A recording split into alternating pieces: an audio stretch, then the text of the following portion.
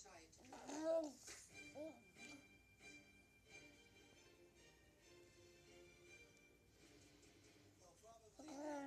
probably they practice to give her a mic, but it didn't happen that way. And so I'm going to look at it in a couple of ways. Number one, I think we have to consider whether or not she really had a basis to ask for the refund at that particular time. On the other hand, I don't believe that the suspension interfered with what he could have done for this attempted application to file on her behalf.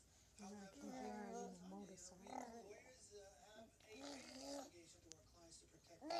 Drive a motorcycle, baby. The inclination is to give them